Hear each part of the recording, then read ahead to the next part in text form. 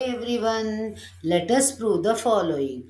Two poles of height 6 meters and 11 meters stand on a plain ground. If the distance between their feet is 12 meters, find the distance between their tops. Right? So, we are going to find out the distance between the tops of two poles whose distance between their feet is given. Right? So, to solve this, we are going to draw a picture here. Okay, what is the diagram here? Given data we are taking. What is given? We have two poles of height 11 meters and 6 meters. Okay, let us consider AB is the pole of height 11 meters and CD is the pole of height 6 meters. Okay, and the distance between their feet is 12 meters, right? So A and C will be 12 meters, right? Now we want to find out the distance between their tops, right? The what is that?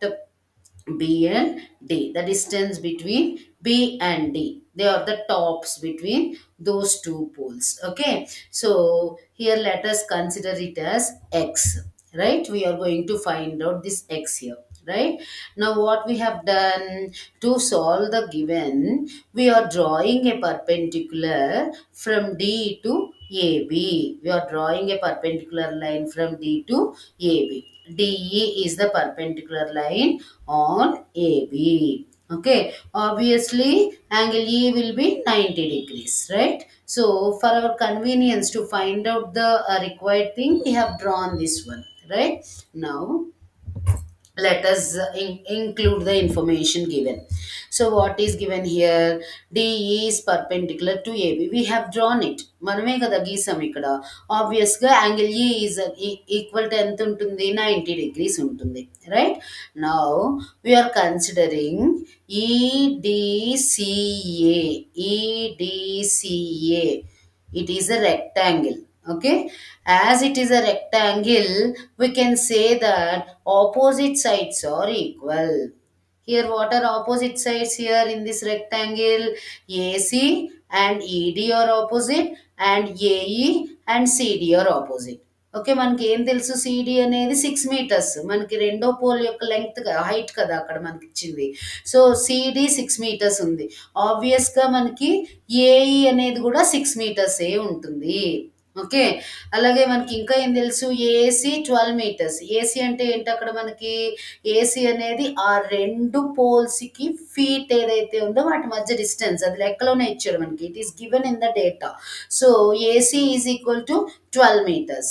Okay, so మనకి AC 12 meters ఉంది కాబట్టి ఆబ్వియస్గా ఈడి కూడా 12 meters ఉంటుంది. Because ACDE is a rectangle. Okay, so మనకి ED 12 meters వచ్చేసింది, AC 12 meters ఇచ్చారు, సిడి 6 meters ఇచ్చాడు, అలాగే ఏఈ కూడా 6 meters అయింది. By taking the fundamental point of rectangles, opposite sides in a rectangle equal, right? So మనకి ఇంకా ఏం తెలుసు? ఇక్కడ ఏబి అనేది ఎలా వస్తుంది? AB is equal to AE plus BE or ED. Right? Here it is clearly seen that AB can be split into AE plus BE. Yes or no? So మనకి AB తెలుసు, AE తెలుసు కాబట్టి ఈజీగా మనం we are able to find BE అన్నమాట. Okay, so as AB is equal to AE plus BE, we are substituting the values of AB and AE here. While substituting, what do we get here? AB ఏమో 11, AE 6.